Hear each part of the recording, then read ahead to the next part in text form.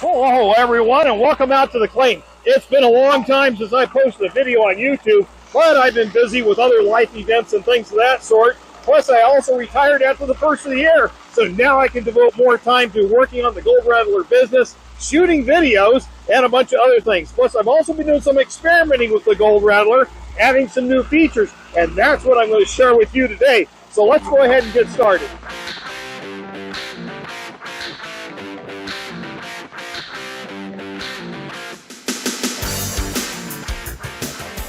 For those of you who are familiar with a sluice recirculating system, you know that after a while, your water in your system becomes really gummy because, like maybe running about 3 or 4 5-gallon buckets through the system, all that material and everything, even though you're collecting it at the end of the sluice with another bucket, the suspended particles are still floating in the water matrix itself, and after a while, it becomes the consistency of milk. Well, at that point, you're not going to collect any more gold because it's just the water's too viscous. So now, what do you do? Okay, well here with the Gold Rattler, it takes care of that. As you can see here, I've already run 40 buckets through here. In other words, a cubic yard of material. And look at this water. Even though it's a little on the brown side, it's still very lubricious and spraying very well. And we'll run some tests here in just a few minutes. So we go ahead and feed the material into the wash plant. Let the spray bars do their action here. Wash everything out. And you can see how dark it's getting going down the sluice here. You see that? Okay, so all that material is going down, and then later on you can see that it's also flowing down onto the dewatering deck down below here. You can see that. And that's actually separating the water from the solids. Normally I'd have all the water flowing through the 1/4-inch and 1/8-inch sand filters, and then eventually going down into the pump tub, and then a small portion of it would be pumped up to a pressurized sand filter that would hold a 1/16-inch sand to help strip out some of the finer particles. Now this gets us down to about maybe 40 microns in the solution, but there's still some suspended particles in there that are tough to get rid of. And this is what I'm going to show you that's absolutely going to be mind-blowing. And this is it. Introducing the Desilter Hydrocyclone by Elgin Separation Systems out there in Texas. And a shout out to Raymond, who's one of the sales reps that helped me get this done here. I actually picked this up at the Mine Expo that's in Las Vegas. That's why I like going to the Mine Expo every 4 years, because you get a lot of ideas. And boom, that's where this one comes from. This hydrocyclone will remove particles all the way down to 10 microns. You know how fine that is? I mean, that's literally dust, okay? And that's what this thing does. So let me show you how this thing works. It's amazing. Here we have a cutaway view of the cyclone. So what happens is water enters over here. This is the intake here. It enters under a certain velocity and pressure, okay? And that's really key how it works. And so here's a top view of the same thing. So as the water enters in, coming in this way, it hits the wall around it, which is circular, and it causes a centrifugal action to occur as it flows around. So you end up with this spiral, so to speak, of around and around and around. And as that starts to work its way down towards the apex of the cone, the velocity increases even more and faster, and that centrifugal force increases. Well, that causes all the particles that are in this solution to actually push to the outside, okay? And so then it accumulates on the wall. So you start to have this accumulation of particles running all along the side here, all the way down, okay? And as it moves further and further down, it gets squeezed tighter and tighter, and eventually it all starts to accumulate and conglomerate down till it passes through the apex here into a collection bin, bucket, or whatever, okay? So what happens is that as this thing is twirling downward, okay, in between here, there's like a little bit of configuration where all of a sudden there's a tiny little cyclone that works its way back up through the outer one. And of course, this goes out to the discharge. And so when you have this spinning around this way, and all of a sudden a tiny little one working its way up, if it pulls up a little bit of material, there's this kind of a no man's land between the two spirals that actually allow the particles to fall off, get trapped into the outer one, and repeat the process. So that way it's harder for the particles to escape, all right? And so this all, like I say, depends on how much velocity is going into it, at what kind of pressure, and of course these are all engineered for the certain amount of efficiency. And of course the longer neck that we have here, this long cylindrical cone, actually is more efficient for removing finer particles. That's why hence they call it a Desilter Hydrocyclone. And so basically that's pretty much simple how it works. It's no moving parts really. Now also I just want to mention too is that the exit here, there's this other pipe that sticks down in here below the entrance here, because otherwise if you didn't have this extending below it, then the flow of water coming in here would just simply go shooting right out the top. So that's kind of collimates this tinier cyclone on the way out, so it prevents the particles on the outer part from getting sucked up and pushed out. It just so happens that the Surumi pump that we use for the Gold Rattler is in the operating range of the hydrocyclone. So we have this hose coming up here that's 2-inch, comes all the way up to the cyclone, and then it plugs right in here. And of course everything flows, circulates in through the cyclone. And then out the bottom here is the discharge. And you can see the muddy, gooey, minus 30 to 10 microns dropping into this bucket. And I'll get into the details about that later on. And so what comes back up flows all the way over here to the spray bars, or excuse me, to the manifold, where I've got this little ball valve here to control the flow up to the spray bar. And of course, consequently, this hose just comes right up here into the wash plant. Now to show you how efficient and how clean the water is, I'm going to do a poor man's viscosity test of the water. In my left hand here, I've got clear, clean, regular water. In this hand, I just got water from the spray bar. Okay, and so we're going to do a little time test to see how fast or how slow this thing flows. So I'm going to go ahead and release it. Usually takes about 10 seconds or so, okay?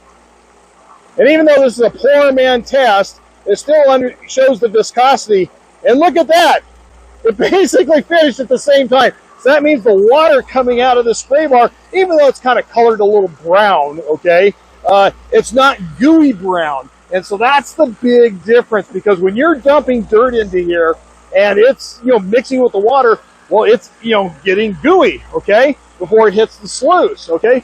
Well, if you're pumping gooey water in here and then you're dumping dirt in here at the same time, now the water flowing over the sluice is really bad, okay? So a lot of times your fine gold and your flat pieces of gold will just simply float out over the ripples and not even collect. And that's where you lose the gold. That's why you even see the big operators, they're very concerned about the recirculation system, because if it gets really super muddy, they ain't making any gold. They're just spitting it out the end and losing it all and wasting their time and fuel. So anyhow, that just shows you how clean this is working with that cyclone. Now let's go ahead and take a look at the discharge here. As you can see down here at the discharge end of the cyclone, okay, you got this really gooey chocolate looking stuff. Now look at that. Can you see that? Look at that gooey muck that's coming out of there. That's literally dust. We are literally removing the dust out of the water. Isn't that something? Look at that. Isn't that crazy? That's totally amazing. So anyhow, what I did is I create this poor man's thickener, so to speak. So the discharge flows into here. It's a coiled up aluminum sheet metal that swings around and around and around. So as you can see, as we move away from the center, it gets lighter and lighter and lighter. So we move all the way out here to the end, okay? So most of the suspended particles are just a few millimeters under the surface here. If I put my finger down in here, look at that. See that, how I'm digging up some of this stuff? You see that? Pretty wild, okay? But now it all flows back over to here, okay? And there's like a little bit of a skimmer pipe that I've got right here. And that flows back down into the main pump tub. Now here, I just want to show you what I'm talking about. Now this is the spray bar here. So if I put my hand in here, look at this. No goo at all. Look at that, perfectly clean. So even though the water is brown, okay, but it's like perfect. So who cares about the color? As long as it can wash the rocks and without getting gummy. So therefore the viscosity of this water is perfectly normal, even though it's brown colored. That's just what you want. Because the hydrocyclone keeps the water really lubricious, in other words, low viscosity, I'm able to wash all these rocks, and also the separation down here on the dewatering deck. See the action down there? You can see the dewatering is very effective. I found with the other system, with the clay building up and everything, that it was harder to dewater, and so instead of separating it right here, it was separating almost down to the end before it actually, completely separated. So with the hydrocyclone cleaning the water, I can see the sluice water here. Instead of being chocolate brown, it's actually kind of a tan color. That means that thing is just cleaning and cleaning and cleaning. Isn't that wild?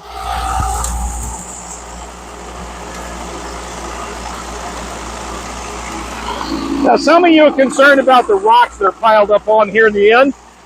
The reason why that is that we slow down here, because I'm not feeding it, obviously, and things slow down. Well, what this does, it allows a little bit more wash time for the rocks that are sitting up in here, okay, to get more clean as they come out. As you can tell, the rocks are really super clean. But as soon as I start to feed more dirt in it, that works its way down and starts pushing everything down along. So, not a big deal. Don't have to really worry about it. And I don't know if you can hear that. You can hear some of the bigger rocks knocking around inside the shaker deck.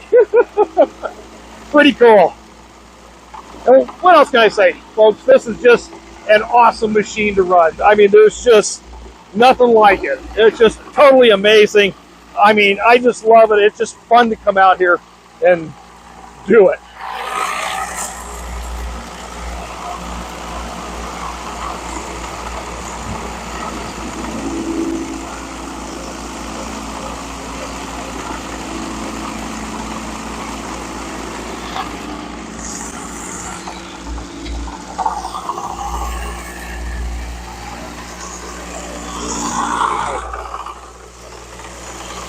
I mean, check out these rocks. Look how clean they are. I mean, there's a metamorphic rock, so they look kind of grungy anyway, but there's no dirt on them, okay? They're absolutely clean.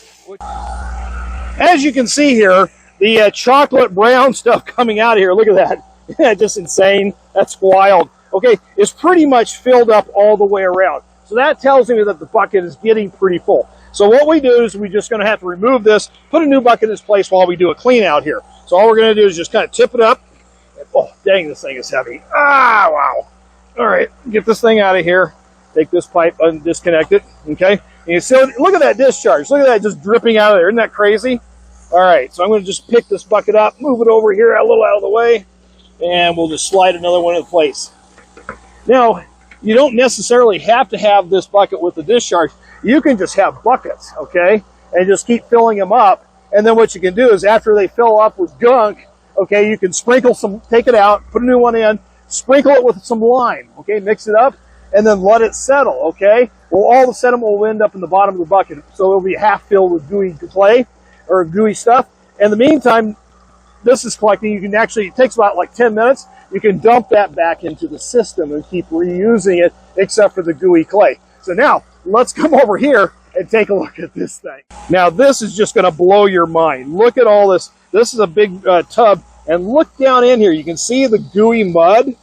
Look at this. This is from running a cubic yard of this material. Look at that. Isn't that insane? Look at that. And it's just so incredibly fine. Well, that's been removed from the water using that hydrocyclone and that filter bucket that I have underneath it.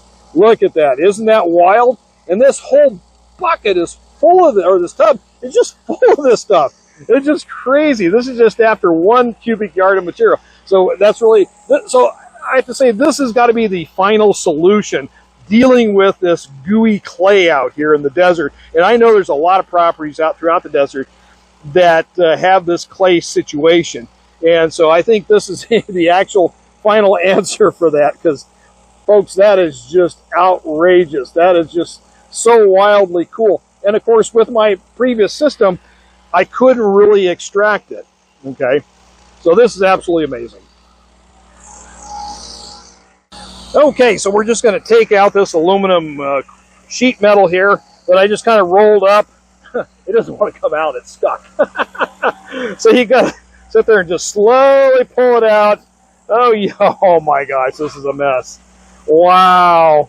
This really has done a job. Look at this. Okay. All right. So we'll just put that aside there. So what we're going to do now is we're just going to pull off some of the water that's in this thing. But I just want to get down here to the muckety muck just to show you that unbelievable. I mean, it's already got muck right here in this scoop already. Okay, but it's real. I can feel it consolidated further down. So, all right, that should do it for that part. Now for the mud show. Where's my scooper? There it is. All right. Let's tip this up so you can see it. Look at this. Look at that gooey gunk. Woo-hoo-hoo-hoo. Oh, yeah. Okay, look at that. Just unbelievable. You know, that right there basically constitutes about a good 20 to 30 minute runtime. And that's what this is pulling out every 20 to 30 minutes. This is just absolutely crazy. Okay, so now I'm going to go ahead and just dump the whole thing in here. Probably overflow the bucket. Yep, that's what's happening. Okay, and now you can see the gunk down here in the bottom. Look at this. Just look at that. That's just crazy. So anyhow, you go ahead and clean this out as best you can. Maybe put in a little clean water in it as well. And then you're just going to put it right back into the system. Now, some of you might be asking yourself, you know, how much water consumption goes on with this? Okay, with the hydrocyclone, it definitely increases. Now, traditionally, it takes about 40 gallons to process a cubic yard with the Gold Rattler, the way it's set up and everything. But with the hydrocyclone, because it strips out so much fine particles and all that, even finer than the standard system, okay, it consumes at least another 20 gallons. So it's going to cost you about 60 gallons to run a cubic yard worth of material. Now, of course, a lot of that water is recyclable. If you sit there and put some lime in it, stir it up, let it settle for a long enough time, you can put it back into the system. But still, it'll probably still cost right around 60 gallons. Now I'm going to show you another feature that I added to the hydrocyclone. This is just a 2-gallon bucket hanging on a little stand that I built here, and it's got a hose coming up underneath it, a little 1/4-inch hose. What we're going to do is we're going to put some flocculant in here, stir it up, so that way it's just going to drip into the collection bucket down here, and it's going to help settle all that gooey mud that's coming out of the bottom of the cyclone. Our flocculant is aluminum sulfate. Now the directions say that it needs about a 1/5 of a teaspoon per gallon to flocculate the water. But because we have so much material in here and so much gooey clay, that I decided to quadruple that amount, because we're going to just pour it here into this 2-gallon container and just stir it up and get it so it's in solution. And we're just going to stir this up enough. And it takes a few minutes because there's some solid particles that sink to the bottom. So it takes a few minutes for it to totally dissolve. Now we're just going to turn on this little ball valve underneath here, and so I'm just going to swing it open here, and you can see the material, see the water dripping out here with the aluminum sulfate. So I'm going to just slow it down until it's just kind of dripping. See, real fast drip like that.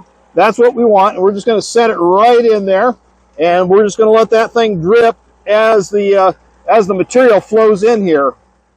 So let's talk about some figures regarding the wash plant and the hydrocyclone, okay?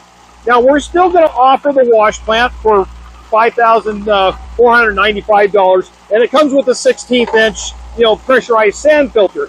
That's not a problem. But if you want to upgrade to the desilting hydrocyclone, okay, that's going to cost a little bit extra. The cyclone alone cost me $600 from Elgin. And with all the parts and accessories, we're talking about another, $150 or so. So I'm thinking probably in about $50 of my labor to put it together. So I'm looking probably with this system about an additional $800 to the price of the Gold Rattler. Now, to me, I think it's absolutely worth it. I know the hydrocyclone is, quite expensive, but it does the job and that's what you want, okay? So anyhow, you don't have to buy it straight up front. You can always buy it later if you want after you get the Gold Rattler. Now you can probably shop online and you'll find, you know, cyclones, hydrocyclones, but they're not designed like that. In fact, I've got one right here that I got on Amazon, okay?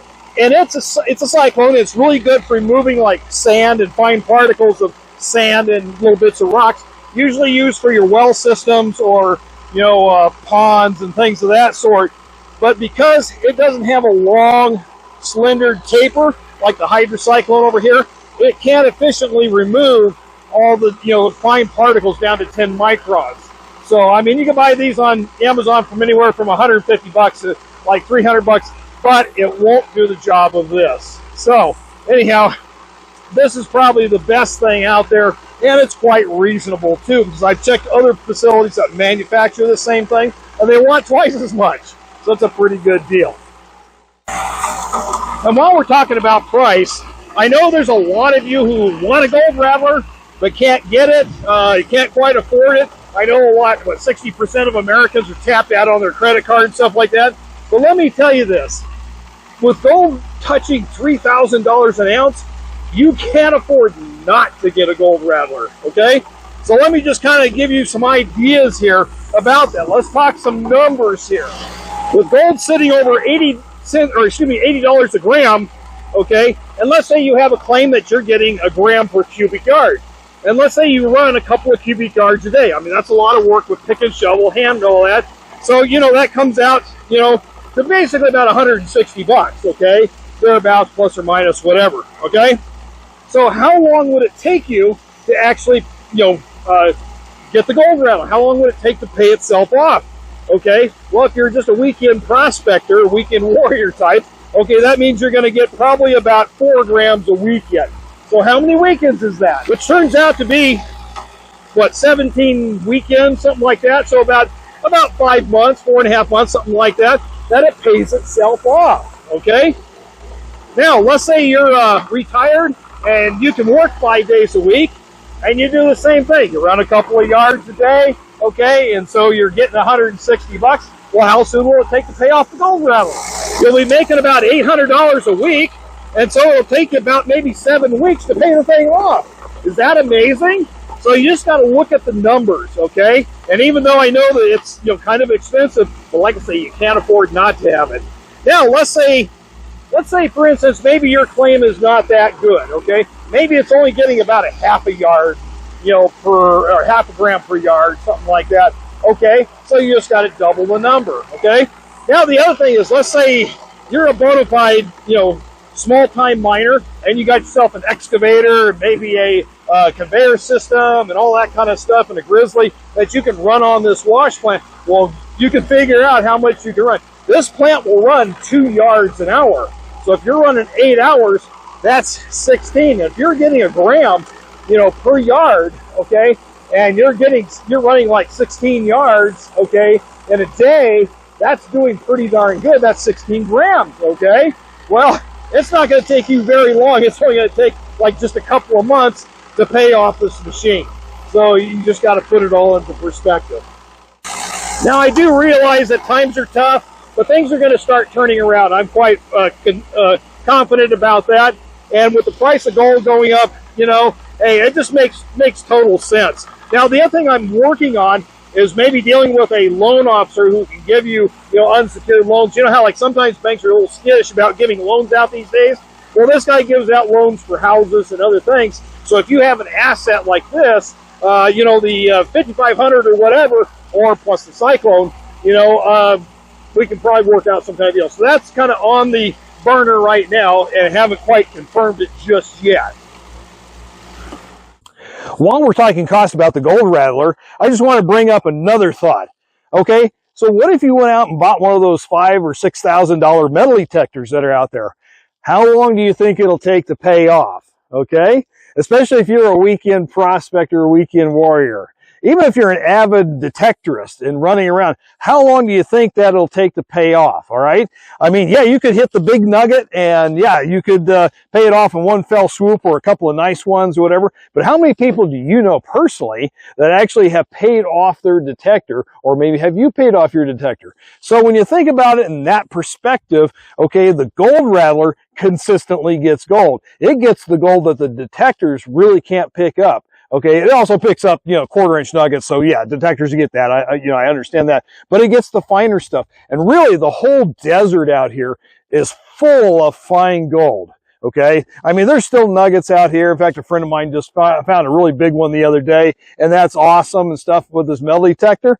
But you know, come to think of it, you know, if you're going to go out and buy a, you know, $5,000-6,000 metal detector, how long do you think it'll pay off? Versus here, you have a machine. I mean, you have a gold-getting machine that if you're in a property that has fine gold in it, you're assured you're going to get it. And that's the key difference. So I just want you to put that in perspective. Now, I love metal detecting too. I've got a gold bug too. I've had it for years and years and years. A lot of fun. In fact, I use it for scanning my tailings down here, you know, afterwards. So you never know if one nugget gets through, although I haven't found one yet, but you never know. So, but it's always great to have a metal detector, but just something to think about. Well, I think it's about time we go ahead and shut her down and see if we have any gold. We've run probably, just guessing, probably at least a yard and a half, if not 2 yards through this, and everything's looking great. The water is still nice and lubricious. Everything's good. I mean, we can keep running, but I'm getting tired and it's time for lunch.